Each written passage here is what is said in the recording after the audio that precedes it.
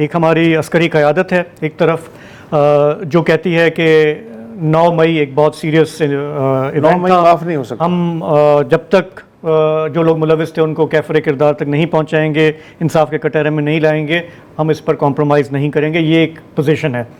PTI का ये कहना है कि हमारे साथ ज़्यादती हुई है, हम बात करेंगे तो इसी अस्करी क़यादत से करेंगे। वो कह रहे हैं वो माफ़ी मांगे, वो कह रहे हैं वो, ठीक है। अच्छा, दोनों ने एक सख्त पोजीशन ली हुई है और हमने माजी में देखा है कि हमारी पॉलिटिकल क़यादत को ही लचक दिखानी होती है, नरम रवैया अख्तियार करना होता है, कोई गुंजाइश पैदा करनी होती है कि फिर मुज़ाकरात का रास्ता बने। इस दफ़ा अभी तक ऐसा नहीं हुआ। तमाम तर एंकरों की कोशिश के बावजूद, चैनलों पे मुबस्सरीन की कोशिश के बावजूद कि गुंजाइश पैदा करें, ऐसा कोई इशारे नहीं है। ठीक है। सो इससे दो सिनेरियोज़ जो हैं जिस पर मैं चाहूँगा कि थोड़ा सा आप भी बताएं कि क्या है।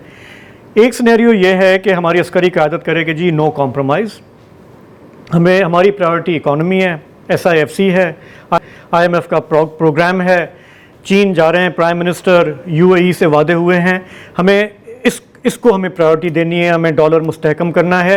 ये PTI वाले जो शोर मचा रहे हैं इसको हम मैनेज कर लेंगे। एक सिनेरियो ये है कि ऐसा हो और अगले 2-3 साल में आपकी जो डूबती नैया है मईशत की, ये किसी किनारे लग जाए।